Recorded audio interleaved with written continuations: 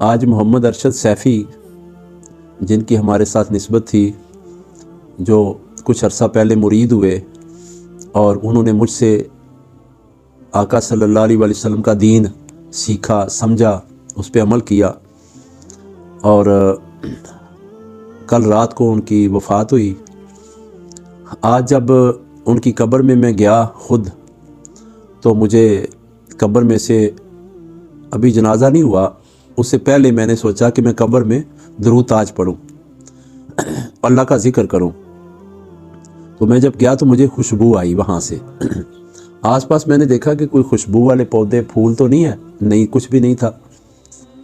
پھر میں واپس آ گیا۔ پھر جب ان کو دفن کرنے لگے تو خوشبو پھر مجھے محسوس ہوئی، اور ٹھیک ٹھاک خوشبو ہوئی، بلکہ آپ بھی کہہ رہے ہیں آپ کو بھی خوشبو آئی۔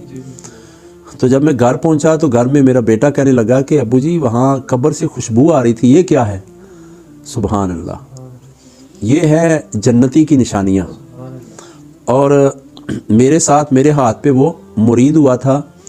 مرید سے مراد یہ ہے کہ وہ میرے پاس شاگرد آیا تھا بننے کے لیے، اور اس نے آقا علیہ السلام کی محبت اور دین سیکھا۔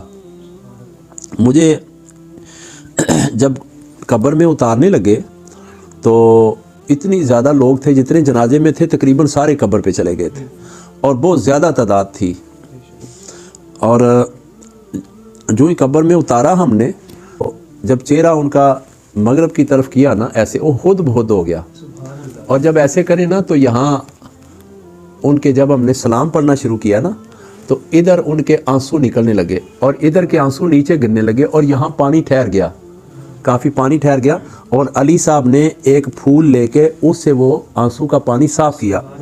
اب غور کریں کہ وہ تقریباً 14 یا 16 گھنٹے سے ان کی وفات ہوئی ہے، تو وہ آنسو کیوں نکلے ہیں؟ جنازہ پڑا ہے، آنسو نہیں نکلے۔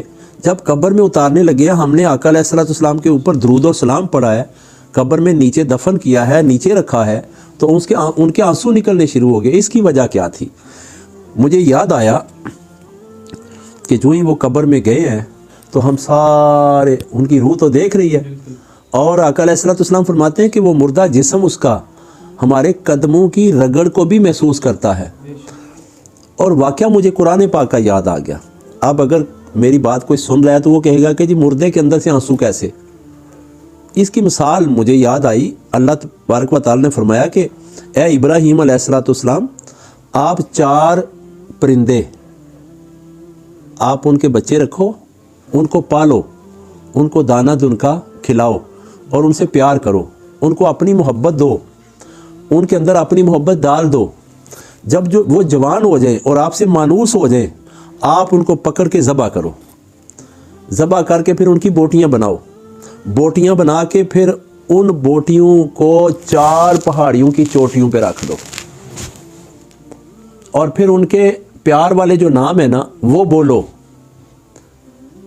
آیت کا ترجمہ یہ نہیں ہے کہ آپ انہیں کہو کم باذن اللہ، نہیں، فرمایا ان کے نام بولو، اور جب نام بولے تو قرآن فرماتا ہے ان کی بوٹیاں اڑ کے ایک دوسرے سے جڑ کے آپس میں پھر سے وہ مکمل ہو گئی، اور دوڑتی ہوئی آپ کے پاس وہ پرندے بن کے پھر آ گئے۔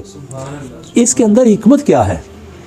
حکمت مجھے یہ سمجھ آئی کہ جس کے اندر آقا علیہ السلام کی محبت آ جاتی ہے وہ مردہ نہیں ہوتا، وہ مردہ نہیں ہوتا، کیونکہ جس کے اندر اللہ پاک کی محبت آ جائے اس کی روح تو نکل جاتی ہے لیکن واپس لٹا دی جاتی ہے اس جسم میں، وہ مردہ نہیں ہوتا، وہ شہید ہوتا ہے، وہ زندہ ہوتا ہے۔ اللہ نے فرمایا ان کو مردہ گمان بھی نہ کرو، کیونکہ وہ میری راہ میں تھا اور میری راہ میں ہی اسے موت آئی، اور اسے زندہ کہو، ان کو یرزقون، ان کو میرے ہاں سے رزق بھی ملتا ہے۔